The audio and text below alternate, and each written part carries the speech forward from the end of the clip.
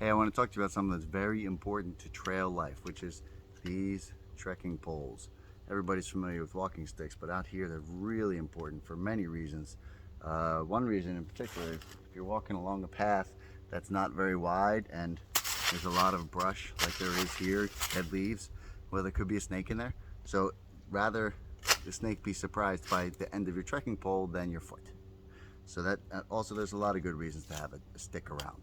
But I was glad that I learned that there's actually a correct way to use these straps on the end. They're not just like a surfboard leash in case you drop the pole. The correct way to use the strap is to put your hand up like this and then grab the handle, and then that way, see the strap under my hand there, every time I push down on, which is thousands of times or tens of thousands of times, all of my weight is now going on that strap right there, and in effect is using my entire forearm to go down on the strap like that, rather than just if I didn't use the strap and it would just be my hand, and I would have to spend the whole day with a good grip on the handle like that. As it is, I don't. What's basically holding the pole is just this pinch right here, and of course the strap, and the bottom finger or two end up steering. And when I was trying to remember which was which, at first I thought that this fancy schmancy label would go on the outside, because of course the money side, like on sneakers or on carousel horses, they make the outside look good because people will see them. But out here, who's gonna see them? So I was actually doing it wrong, and that's when I learned that they labeled them L and R. So it goes like that, and this one goes like that. They also have other uses, like I'm using this one to hold my camera. I'm also using it to hold my supply of duct tape. So now that's some weight that I do not have to have in my backpack, because that's always a thought out here.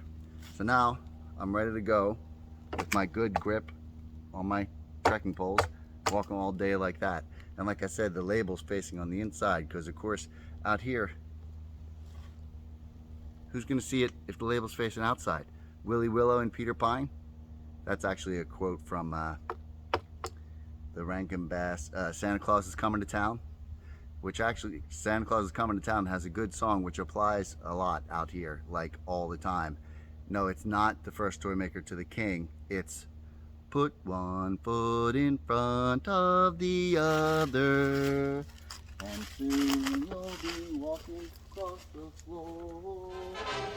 Put one foot in front of the other, and soon you'll be walking across the floor. Put one foot in front of the other, and soon you'll be walking out the door. Here's some examples of why you can get through the Appalachian Trail without much guidance. As I'm approaching this other path, I don't know if it's a driveway or a path, but there's a white blaze right there telling me I'm on the right track. There's two white blazes telling me that there's a right turn coming up, because the top one is to the right. There is a tree placed across this path telling me that's the wrong way. And then as soon as I head the right way, there's confirmation with a blaze. So I know I'm going the right way.